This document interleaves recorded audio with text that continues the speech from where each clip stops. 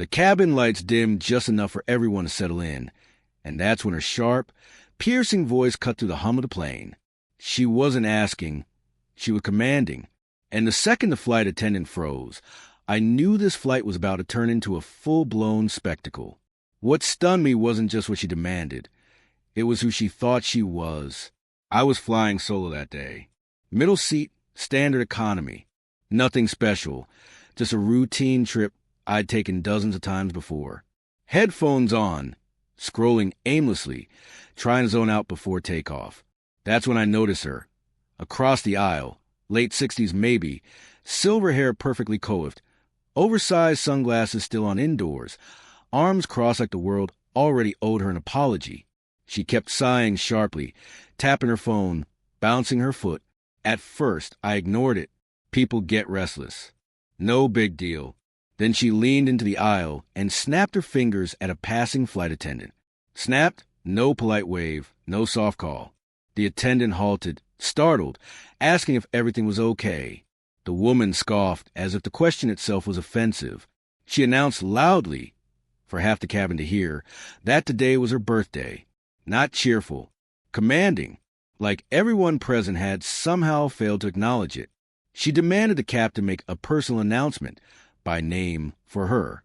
She expected applause, recognition, the respect she insisted frequent flyers deserved. Her voice carried that unmistakable tone of entitlement.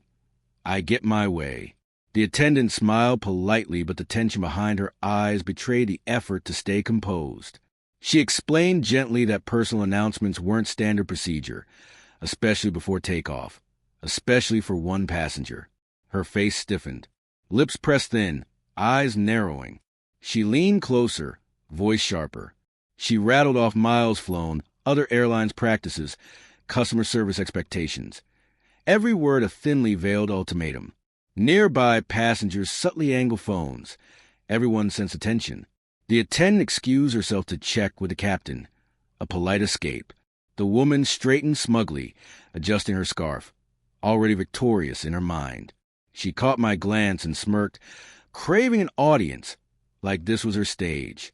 As the plane taxied, murmurs quieted, and she readied herself to bask in attention.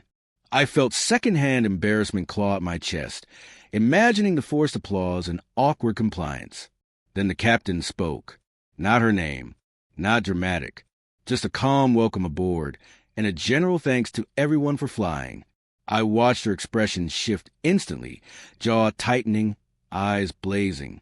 Her grip on the armrest spoke volumes. Then, almost casually, he added a final line, wishing everyone a pleasant flight. Inclusive, ordinary, neutral. Her head snapped toward me. Fury, accusation, disbelief. Like I'd stolen something. Like the universe had wronged her personally. My stomach sank. I hadn't said a word. And yet, I had become the target. The moment the seatbelt sign lit up, she unbuckled hers. That was the signal. While the rest of us stayed seated. She stood in the aisle, blocking a flight attendant with a beverage cart. Calm, controlled, but with that edge people wield when they believe the world has slighted them and now must be corrected.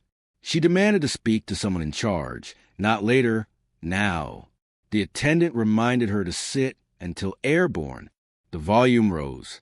She declared she had been deliberately disrespected, that her simple request had been ignored, that favoritism had occurred. She didn't name me, but her finger pointed. Her eyes flicked toward me with every someone she mentioned. Passengers shifted uncomfortably. Murmurs rose. The tension felt thick, static-like, in the cabin air.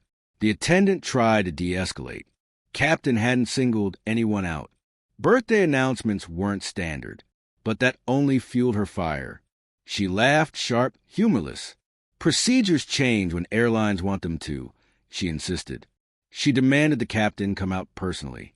When refused, she accused the attendant of lying, of favoritism, of discrimination. Then she turned to me directly. Finger extended, arm taut, pointing straight at my chest. She said it was curious how I'd been acknowledged while she hadn't, that I clearly wasn't someone important. A few people gasped. My face burned, spotlighted, exposed, unprepared. I opened my mouth, ready to respond, but already knew this would be a battle that wasn't about logic anymore. I opened my mouth to say something, then shut it immediately. Any word would make it worse. The flight attendant stepped in between us, voice firmer now, instructing her to sit immediately or security would be contacted upon landing. That single word, security, flipped a switch. Instead of backing down, she doubled down. She accused the airline of threatening her, humiliating her on her birthday, of ruining a milestone she might never get again. Her voice wavered just enough to sound almost emotional, but her eyes stayed razor-sharp, calculating. She scanned the cabin constantly, noting who was watching, who might side with her. This wasn't a meltdown. It was a performance. Another attendant arrived. Then another. They spoke softly, coaxing, trying to calm her. She finally sat, but not without announcing that she would file formal complaints against every person involved. Names would be recorded. Careers would be affected. She promised it. For a few minutes, the cabin fell quiet. Too quiet. Then the call button lit repeatedly. She began making demands for trivial things. Water she refused to drink, blankets she claimed were improperly folded. Each request was laced with sarcasm. Every glance meant to assert dominance. Her eyes burned toward me every time an attendant passed.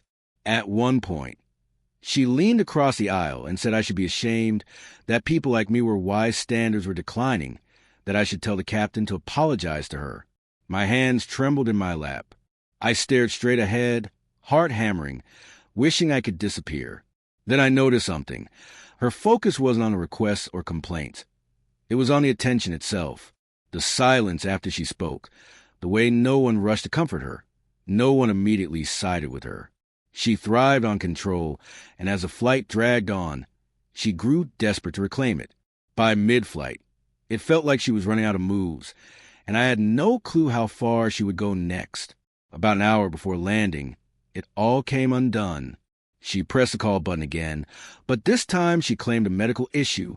Low, shaky voice, carefully chosen words. Faint chest pain, stress too much for her heart. The cabin shifted. People leaned forward. Whispers of diversion spread. The attendant knelt beside her, calm but alert, asking questions, signaling to the back. Another attendant arrived with a first aid kit. For a moment, I felt a pang of guilt. What if this really was serious? What if I had misjudged her completely? Then I saw her eyes, wide open, alert, scanning the reactions, monitoring the power shift. She waved off the oxygen mask, then immediately complained it hadn't been offered fast enough. Lawyers were mentioned, documentation demanded. Every word designed to intimidate. That's when the captain appeared. Not rushed, not flustered. Calm, grounded. Experience radiated from him. The aisle went silent. He approached her row and crouched to her level. "How are you feeling?" he asked. She launched into it. The birthday, the disrespect, the favoritism, the emotional torment. She gestured vaguely at me, framing herself as the overlooked victim. He listened, calmly, without interruption. Then a simple question. Who was she traveling with? Alone. Any pickup at the destination?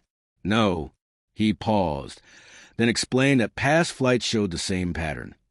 Prior birthday announcements requested, escalating complaints, medical claims, compensation demands. That was why her requests had been declined. Not cruelty, but policy, fairness, safety. He clarified the general happy flight.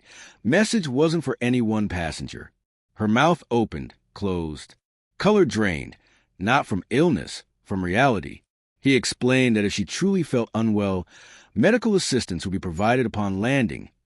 Ambulance, evaluation, reports, documentation. She shook her head rapidly. Suddenly, she felt better. Stress and pain faded. She wanted to rest. The captain stood and addressed the cabin, apologizing for the disruption and thanking everyone for patience. His eyes briefly met mine, no smile, just quiet acknowledgement. She stayed silent the rest of the flight.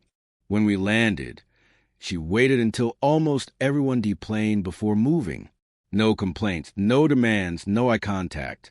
As I stepped off, the attendant who first dealt with her smiled. "Have a great rest of your day," she said. for the first time on that flight. I actually did. If you enjoyed this story, hit that subscribe button. Every subscription helps me bring even more dramatic and unforgettable HOA stories. Don't forget to tap the bell icon to never miss a new upload. The next story, justice gets even sweeter.